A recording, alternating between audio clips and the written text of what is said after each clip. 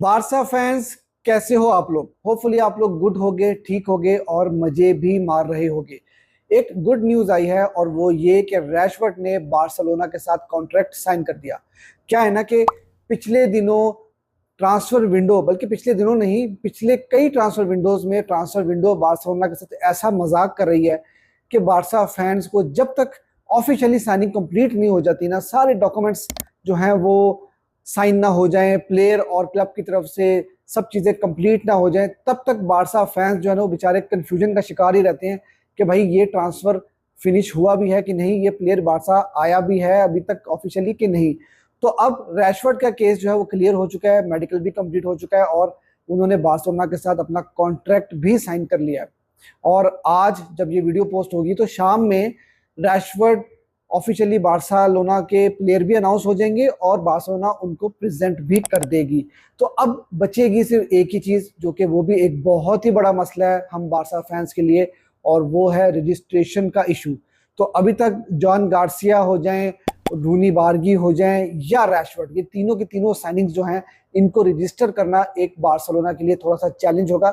और I hope कि Barcelona इनको रजिस्टर कर लेगी, तभी बार्सिलोना इन तीनों प्लेयर्स को साइन करके लेकर आई है और तभी बारसा ने इतना बड़ा कॉन्ट्रैक्ट और एक साल की जो सैलरी कही जा रही है कि 14 मिलियन हम पे करेंगे रैशफोर्ड को, तो ऑब्वियसली कुछ सोच समझ के ही बार्सिलोना ने ये स्टेप उठाया होगा।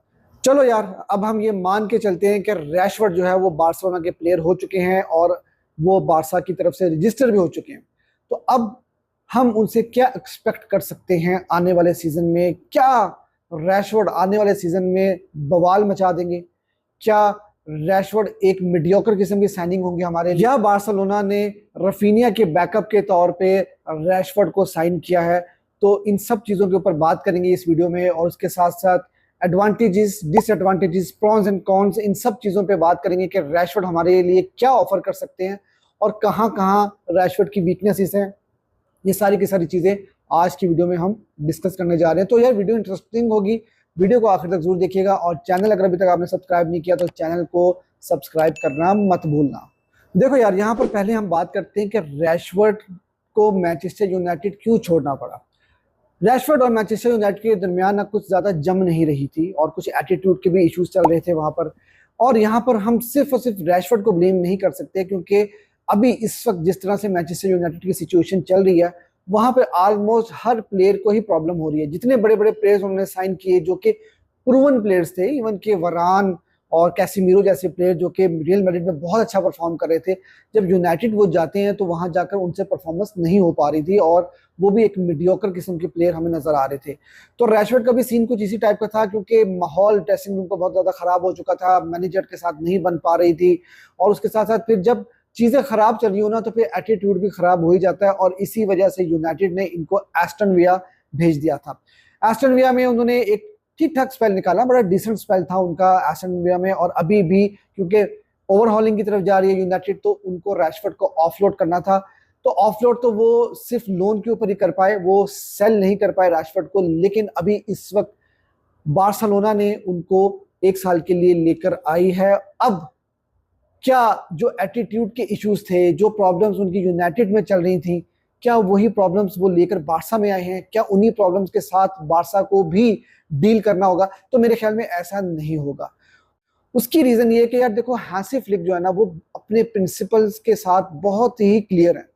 वो अपने प्रिंसिपल से बिल्कुल भी कॉम्प्रोमाइज नहीं करते। आपको याद होगा कि लास्ट सीजन में कुंदे जैसे प्लेयर जो कि इतने ज्यादा इंपॉर्टेंट प्लेयर थे बार्सिलोना के लिए, और वो हर गेम खेल रहे थे, तकरीबन 104 105 गेम्स उन्होंने लगातार खेली है बारसा के लिए।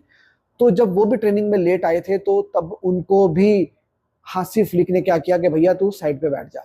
तो वो बंदा जो है ना किसी चीज पे कॉम्प्रोमाइज नहीं करता। और साथ ही साथ हांसी फ्लिक ने, मतलब जो रूमर्स आ रहे थे वो यही आ रहे थे कि हांसी फ्लिक ने कहा कि भाई मुझे रैशफोर्ड ला कर दे दो। तो इसका मतलब है कि उस बंदे ने इस बंदे के अंदर कुछ ना कुछ तो देखा है कि यार ये बंदा मेरी जो प्रॉब्लम्स है लेफ्ट विंग की उनको ये सॉर्ट आउट कर सकता है, और यही वो बंदा है जिसको लेकर मैं अगले सीजन में अच्छे रिजल्ट्स निकलवा सकता हूँ। एज अ बार्सिलोना फैन ना हमें एक चीज तो जहन में रखनी चाहिए कि यार रैशफोर्ड को हमें मेन प्लेयर अभी तसव्वुर नहीं करना, हमें ये नहीं सोचना कि ये आएगा और आते ही छा जाएगा। पहली चीज तो ये कि मीडिया में ये रिपोर्ट होना शुरू हो चुका है कि रफीनिया के बैकअप के तौर पे हमने रैशफोर्ड को साइन किया और रफीनिया ही हमारी मेन प्रायोरिटी होंगे लेफ्ट विंग के ऊपर, क्योंकि सीजन बहुत लंबा होगा। पिछला सीजन भी आपको याद होगा कि हम लोगों ने सिर्फ एक गेम कम खेली थी, चैंपियंस लीग का हम फाइनल नहीं खेल पाए थे, उसके अलावा जितनी पॉसिबल गेम्स थी वो हमने खेली थी। और वहां पर हम लोगों को जो इशू आया था वो यही आया था कि हमारे पास बैकअप प्लेयर्स नहीं थे। तो इस वजह से लेफ्ट विंगर जो है वो हमारे लिए बहुत जरूरी था, क्योंकि left winger, proper left winger हमारे पास नहीं था और हम इसलिए रैशफोर्ड को लेकर आए हैं। देखो यार, रैशफोर्ड ने जब अपना करियर स्टार्ट किया था ना, तो वो एज अ स्ट्राइकर स्टार्ट किया था, लेकिन अभी वो जिस तरह से डेवलप हुए हैं ना as a player, left winger वो डेवलप हुए हैं और वो बार्सिलोना को स्ट्राइकर की पोजीशन भी ऑफर कर सकते हैं और उसके साथ साथ वो लेफ्ट विंग के ऊपर भी बार्सिलोना के लिए खेल सकते हैं। क्या है कि वो डायरेक्ट रनर हैं, स्पीडी हैं, बहुत ज़्यादा स्पीडी हैं, थ्राइव इन ट्रांजिशन हैं, उसके साथ साथ एक्सप्लोजिव इन पेस हैं, वर्टिकल थ्रेट हैं। तो यार प्लेयर वो बड़े कमाल के हैं। जो प्रॉब्लम हमारी लास्ट सीजन में थी लेफ्ट विंग के ऊपर, उन प्रॉब्लम्स को ये सॉल्व करेंगे, क्योंकि रफीनिया जो है ना वो थोड़ा इंटीरियर खेल रहे होते हैं, ये पिच को स्ट्रेच करते हैं, स्प्रेड करते हैं, ये बिल्कुल आपको जो है ना लाइन के साथ साथ खेलते हुए नजर आएंगे, जो काम बाल्दे किया करते थे। अब बाल्दे का काम थोड़ा आसान हो जाएगा, बाल्दे जो है वो ज्यादा आगे नहीं जाया करेंगे। रैशफोर्ड को बॉल खिला दी, बाल्दे जो है वो एक लिमिट तक आगे जाएंगे, उसके बाद से उनकी मेन प्रायोरिटी होगी कि वो डिफेंस को फोकस करें। और रैशफोर्ड 1-on-1 सिचुएशन में बहुत अच्छे हैं, ड्रिबलर बहुत अच्छे हैं, उसके साथ साथ उनकी शूटिंग, मतलब लॉन्ग डिस्टेंस शॉट्स वो बहुत अच्छी लेते हैं। और उसके साथ अगर आप उनको देखो तो वो काउंटर अटैक जब हम कर रहे होते हैं ना, तो वहां पे बहुत लीथल है। लंबा बॉल डाल दो उनको, और जिस तरह की हमारी मिडफील्ड है जो कि बड़ी जबरदस्त किस्म के लॉन्ग बॉल्स जो हैं वो हमारी मिडफील्ड प्रोवाइड करती है। पिछले सीजन में आपको याद होगा कि हमने रफीनिया से कितने गोल्स करवाए थे, स्पेशली अगर आप बाइन वाला गेम देखो और उसके बाद क्लासिको के अंदर भी रफीनिया ने गोल स्कोर किए थे। तो ऐसी पोजीशंस के ऊपर रैशफोर्ड भी बहुत ज्यादा लीथल है। अब इसके साथ साथ रैशफोर्ड की वीकनेस क्या हो सकती है, थोड़ा डिसीजन मेकिंग में इनको प्रॉब्लम है, डिसीजन मेकिंग इनकी इतनी अच्छी नहीं है। उसके बाद होल्ड अप प्ले में ये थोड़े से इनकंसिस्टेंट है, ये इनका प्रॉब्लम है। और उसके बाद टाइट स्पेसेस में जहां पर आपको पता है कि बार्सिलोना के अगेंस्ट जो टीम्स लो ब्लॉक में खेलते हैं ना, वहां पर इतना सूट नहीं करेंगे और स्लो इन बिल्डअप है। तो ये चीजें जो है ना, ये इनकी एक थोड़ी सी प्रॉब्लम है। और यहाँ पर मैं समझ, बार्सिलोना किसी काउंटर अटैकिंग टीम के अगेंस्ट खेल रही होगी ना, तो वहां पर रैशफोर्ड बहुत ज्यादा आपको काम आएंगे। लेकिन जहां पर लो ब्लॉक टीम्स के अगेंस्ट आपको खेलना होगा, वहां पर रैशफोर्ड आपके लिए थोड़ा सा जो है ना वो प्रॉब्लमेटिक हो सकते हैं, क्योंकि वहां पर वो इतना अच्छा नहीं खेलेंगे। और प्रीमियर लीग में भी अगर आप देखो ना, तो प्रीमियर लीग के अंदर भी फुटबॉल जो है ना वो काफी ज्यादा काउंटर अटैकिंग बेस्ड फुटबॉल वहां पर खेली जाती है। तो वहां पर ये बहुत ही ज्यादा आपने देखा होगा कि रन्स लेते हैं, उसके बाद से पेसी बहुत ज्यादा है। लेकिन ला लीगा में इनको यहाँ पर प्रॉब्लम्स हो सकती हैं। जहां जहां स्लो पोजेशन होगा, जहां पे लो ब्लॉक की टीम्स होंगी, जिधर हमें बॉल रिटेंशन करनी होगी, टाइट स्पेसेस होंगी, अंडर प्रेशर, वहां पर आपको रैशफोर्ड थोड़े फंसते हुए नजर आएंगे। फिर लेफ्ट विंग के साथ साथ ना ये आपके लिए एक अच्छा बैकअप हो सकते हैं लेवेंडोस्की का, फरहान टोरेस, लेवेंडोस्की, और उसके साथ साथ रैशफोर्ड एक हमारे पास ऑप्शन आ चुके हैं, जहां पर वहां पर हम इनको सेंट्रल रोल दे सकते हैं, जहां पर इनको स्ट्राइकर की पोजीशन के ऊपर खिला सकते हैं। बारसा अगर एक आधा गोल पीछे है, हमें कम बैक करना है, तो ये थोड़ा सेंट्रली आकर जो है वो शॉट्स ले सकते हैं, गोल स्कोर कर सकते हैं। तो ये एबिलिटी इनके अंदर बहुत ही अच्छी है। और इनका जो सबसे इंपॉर्टेंट और बड़ा एडवांटेज है ना, वो ये है, आपको पता है कि हांसी फ्लिक प्रेसिंग करवाते हैं और लेवेंडोस्की ऐसे प्लेयर हैं जिनसे प्रेसिंग नहीं हो पाती। तो क्या है कि रैशफोर्ड बहुत लीथल है यार, क्योंकि आपको पता है पेसी हैं, और ये बंदा प्रेस जब करता है ना तो ओपोनेंट को हिला के रख देता है। तो इस बंदे का प्रेस बहुत इंपॉर्टेंट होगा बार्सिलोना के लिए। तो यहाँ पर हांसी फ्लिक के हाथ में बहुत कुछ है कि वो किस तरह से रैशफोर्ड को यूज करेंगे। और रैशफोर्ड को अगर अपना करियर रिवाइव करना है ना, तो मैं ये समझता हूँ कि हांसी फ्लिक से अच्छा मैनेजर उनको नहीं मिल सकता। हांसी फ्लिक वो मैनेजर है जिसने सिर्फ एक साइनिंग, यानी कि डैनी ओल्मो की साइनिंग से पिछले पूरे सीजन को जो है वो दुनिया हिला के रख दी थी। और उनके पास सिर्फ डैनी ओल्मो थे और फिर ला मासिया। और मुझे इस बात का पूरा यकीन है कि रैशफोर्ड आपको बहुत ही ज्यादा इंप्रूव्ड प्लेयर नजर आएंगे। और रैशफोर्ड की जो खामियां हैं वो हांसी फ्लिक अगर दूर नहीं कर पाए ना, तो फिर मेरे ख्याल में कोई और मैनेजर दूर नहीं कर पाएगा।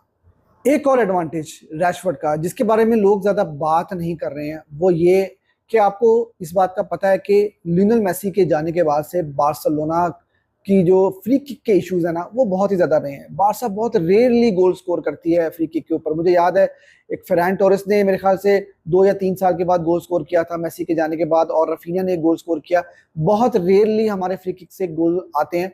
तो रैशवर्ड ठीक ठाक फ्री किक टेकर हैं और बड़ी अच्छी उनकी शूटिंग है। तो एक और ऑप्शन जो है हमें वो फ्री किक में भी मिल गई है कि रैशवर्ड आकर फ्री किक्स भी ले सकते हैं। और आपको याद होगा कि उनकी एक बड़ी फेमस फ्री किक भी है जो कि रोनाल्डो की फ्री किक के साथ कंपेयर की गई थी। तो रैशवर्ड एडिशनली आपको एक फ्री किक का ऑप्शन भी देते हैं। तो यार एडवांटेज तो बहुत ज्यादा है। और फिर उसके साथ साथ मैंने पहले भी एक वीडियो में काफी डिटेल में बताया था कि रैशवर्ड के आने से ना ऑप्शंस बहुत ज्यादा खुल जाती है हमारे पास। हम रफीनिया को बहुत सारी जगहों के ऊपर यूटिलाइज कर सकते हैं। वो कैम पोजीशन के ऊपर भी खेल सकते हैं। उनको हम as a Lamine Yamal backup right wing पे भी खिला सकते हैं और लामीन जमाल को भी थोड़ा सा रेस्ट करा सकते हैं। डैनी ओल्मो को हम एहतियात के साथ यूज कर सकते हैं क्योंकि डैनी ओल्मो आपको पता है इंजरी प्रोन है। तो हम उनको इतना ही खिलाएंगे जितना उनकी बॉडी सह सकेगी।